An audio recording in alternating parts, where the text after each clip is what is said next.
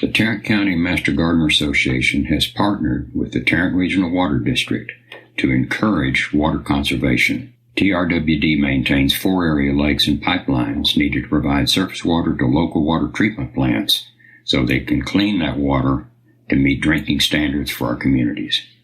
They also work with many cities in Tarrant County, such as Fort Worth, Arlington, Mansfield, and many others, to provide water conservation programs to the community. Conservation is an important water supply strategy to help meet the needs of our growing population.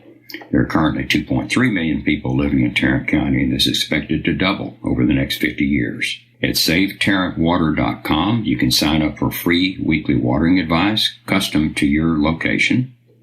If you're a resident of Tarrant County, you can sign up for a free sprinkler's checkup where a licensed irrigator comes to your home, provides a comprehensive evaluation of your system with recommendations to reduce water waste.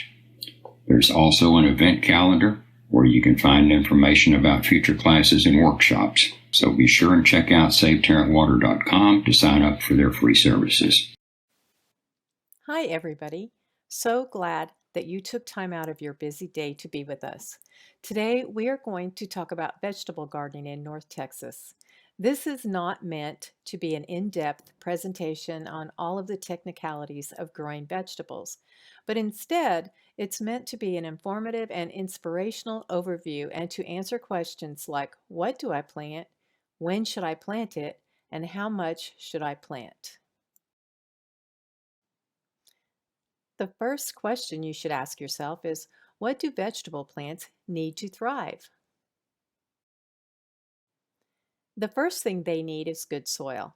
Good soil is a whole other class all on its own, but in a nutshell, good soil means a nice, loose, loamy soil with plenty of compost and micronutrients.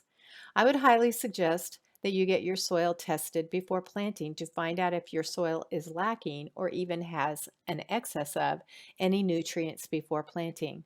You can call the Tarrant County Master Gardener hotline at 817-884-1943 or 817-884-1944 and ask them to send you a soil sample kit. A good 6 to 8 hours of sun is recommended. In the hottest part of the summer, a little shade from the west in the afternoon can give your plant a little needed reprieve from the heat. And last but not least is water and oxygen. I include these together because when you water the soil, the water displaces the oxygen, and if you water too much, you can force the oxygen out of the soil and drown your plants. So water enough, but don't overwater. So now that we know what plants need to thrive, the next question is, what should I plant? The answer is, what will you eat? Here are 2 wheelbarrows of sweet potatoes that were grown at the community garden that I'm a member of. I hate sweet potatoes. I never grow them. They have a long growing season and they take up a lot of space that I can use for other plants that I truly enjoy. So grow what you and your family will love to eat and leave the rest to the commercial growers. You might be thinking that you know what you want to plant, but you always get it wrong when it comes to knowing when to plant it. In order to decide when to plant, ask yourself these 3 questions. What growing zone region am I in? When is my area's first and last frost? And is my crop a warm or a cool season crop? What region or hardiness zone are you in? And why is it important to know? Well, knowing your zone is the key to choosing plants that are most likely to thrive in your particular area. The hardiness zone tells you the expected minimum temperatures in your area. The zones are more important for perennial plants, but they are also helpful for some annuals that we would grow in the winter. No zoning system is perfect, and even within your own garden, you may have important microclimates that impact how plants grow. Use the zones as a guide. This is the hardiness zone map that Texas A&M has produced for us. They show that Texas has 5 growing zones or regions. In Dallas-Fort Worth, we are in Texas A&M's Zone 3. This chart shows the average minimum temperature for each zone. Our average minimum temperatures, according to this chart, are somewhere around 10 to 20 degrees Fahrenheit. It also correlates the Texas A&M Zone 3 to the USDA Hardiness Zone 8. The USDA Plant Hardiness Map is created and updated every few years by the U.S. Department of Agriculture. It divides North America into 11 zones by minimum average annual temperatures. The lower the number is, the lower the temperatures in that zone. Each zone represents 10 degrees of temperature difference. Each zone is also divided into A and B segments. These represent 5 degrees of temperature difference. For example, Zone 8A, which is where we are, represents minimum temperatures between 10 to 15 degrees Fahrenheit. Most plants have a minimum temperature that they can withstand. Almost all of our warm season annuals cannot abide a frost, and even some will meet their demise when the temperatures dip into the low 40s. Many of our fall and winter crops can withstand light freezes and may actually taste better after going through a freeze. But even these crops will meet their demise if the weather gets too cold for them. Many plants are heat sensitive. Those that do well in the cool weather of fall, winter, and early spring will weaken in the heat and be overcome by pests and disease. In order to know when it is safe to plant, you need to know when your average last and first frost dates are. According to the National Weather Service, the average date of our first freeze is November 22nd, and the average date of the last freeze is March 12th. In these charts, you can see the actual earliest and latest first and last freezes ever recorded. The earliest ever recorded first freeze was on October 22nd, 1898. The earliest in contemporary times was October 31st, 2019. If you are one of those who never plant your veggies until after Easter, then you might want to take a look at this chart. The latest last freeze ever recorded was on April 13th. If Easter is after this date, I would think twice about waiting for Easter to plant. Again, use these dates as a guide. Here is another resource to use for finding your average first and last frost. This is from the Farmer's Almanac. You can put your zip code in and get your altitude, last spring frost, first fall frost, and how long your growing season is. The dates are different than the National Weather Service uses, but again, these are all guides to use at your own discretion.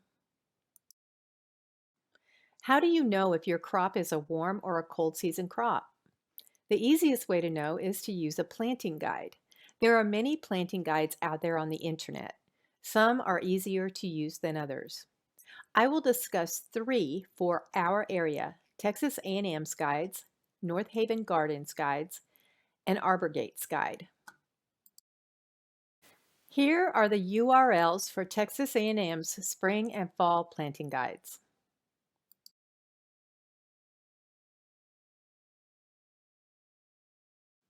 Here is a screenshot of Texas A&M's Fall Direct Seeding Guide. It correlates with their zone map that we discussed earlier. Since we are in Zone 3, we can see that we should plant snap beans on September 1st. But it doesn't give us a window of time, just one date. It doesn't tell us if we should start them indoors or plant directly outdoors or when the best time to plant them is. This is not my favorite planting guide. Here are the URLs for the guides from North Haven Gardens in Dallas and the Arbor Gate in Tomball.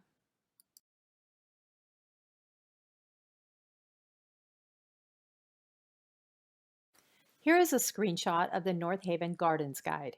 As you can see, they show us when to plant indoors, outdoors, and what period of time to do so. For example, at any time in January, you would plant onion sets and slips and leeks outdoors, and broccoli, cauliflower, kale, etc. indoors.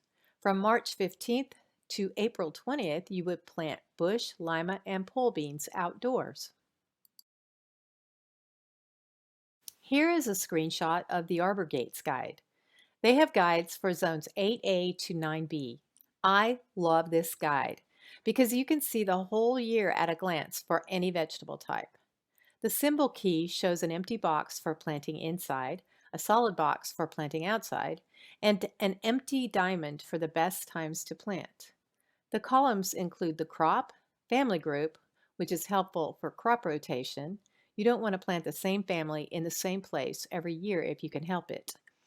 What to plant, seed, transplant, root, etc. And then the months are divided into the first and last half of the month. This is my favorite planting guide. I have used it successfully for the last 4 or 5 years or so. So what can I grow right now, or in the fall, or winter, or spring? This is a quick guide of things that you can grow and when is the best time to plant them. What I'm going to show you isn't everything that you can grow, but it's a good representation of the most popular veggies you can grow throughout the year. Most people will say that North Texas has 2 growing seasons, spring and fall. But my take is that we really have 4 growing seasons, and this is how I categorize them. Early spring, early summer, summer, late summer, early winter, and late winter, early spring. I mark the early spring, early summer season as being the time starting after the average last frost and to about mid to late June. And here are some of the most popular things to plant at this time of year. Zucchini, although it can be attacked by not one but 2 different pests that make it difficult or impossible for many to grow in our area. Beans. They like warm days and cooler evenings, so they do great in the early spring and fall, but not so great in the summer. Tomatoes. They will slow or stop producing when the daytime temperatures reach a consistent 90 degrees and overnight temps stay above 70 degrees, so you might want to get them in as soon as you possibly can. Eggplant, hot and sweet peppers. These 3 also stop or slow production in our hot summer temperatures. Corn. It can be difficult due to pest pressure, and you need to plant it in large groups for good pollination. Melons will grow well from spring through to the first freeze. Strawberries are really best planted in the fall here, but they're really hard to find in nurseries and mail order catalogs at that time.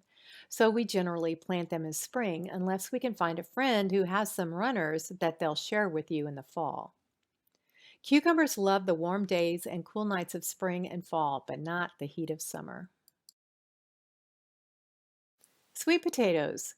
You won't plant your slips until 3 to 4 weeks after the last spring frost, once the nighttime temperatures have reached at least 55 degrees Fahrenheit. The trick is to plant them early enough for them to mature properly, but not so early they get killed by a late spring frost.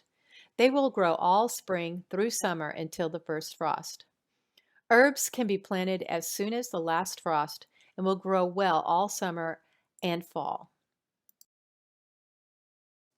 Winter squash, despite what you may have heard, is not grown in the winter, but can be planted from spring to summer. It's called winter squash because it stores for long periods of time all the way into winter. Sunflowers are also great to plant at this time. Summer. Our summer is a northerner's winter. Just like they stay inside in the winter and stay warm and toasty while reading their seed catalogs, we do the same in the summer here, only with the air conditioner on.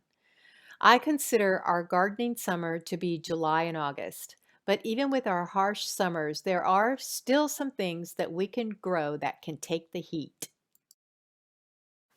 Wicks lima bean. It is heat tolerant, pest resistant, and highly productive all summer until the first freeze. This is a 10-foot row of beans that produced 16 pounds of dry beans over the season.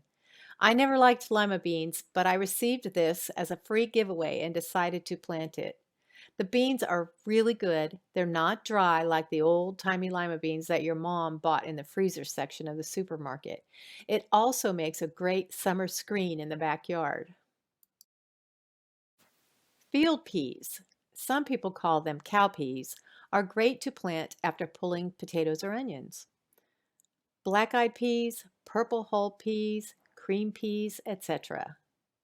These black peas are a field pea called Holstein because of its black and white coloring. Sweet potatoes and herbs will still be going strong. Winter squash and okra are champs in the heat. Late summer to early winter. I consider this period of time to be from mid-August to early January. Late summer, early winter is the optimal time to grow the following veggies because at this time of year there is very little pest pressure. Also, many of the same plants that you grew in the late spring, early summer can be replanted now. Lettuces of all kinds do well in the cool weather. Leaf lettuce is better than head lettuce. Cabbages and spinach. This spinach survived the snowmageddon we had in the spring of 2021. Dill and celery in pots. Collards, cabbage and kale. Cucumbers, chard, and cabbage. Potatoes that you saved from your spring plot can be replanted in mid-August for a fall harvest. They won't be as productive as your spring crop, but it's nice to have them in the fall and you can keep some for seed potatoes for the spring. Garlic is planted in mid-October, as are onion seeds. Onion seeds can be started indoors or outdoors, wherever you have space for them. Carrots, greens of all kinds, and strawberries show up again. English peas, snow peas, and sugar snap peas love this time of year. Beautiful beets, so easy and fast to grow. Radishes also do well in the cooler weather. Turnips, cilantro, leeks.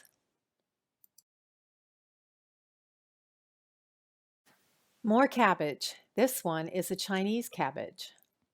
Purple mini broccoli. So easy and beautiful in the garden. Pink cauliflower. Carrots come in all colors. Rutabaga.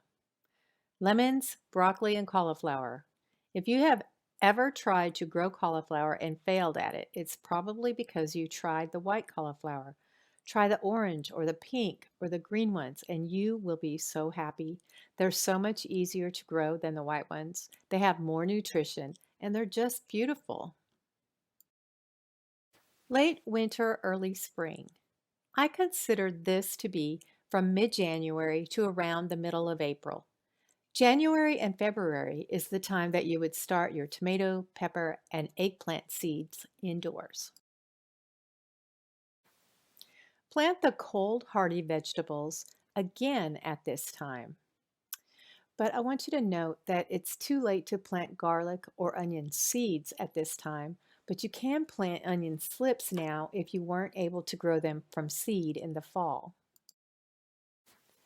This is the best time to plant onion slips, potatoes, and asparagus.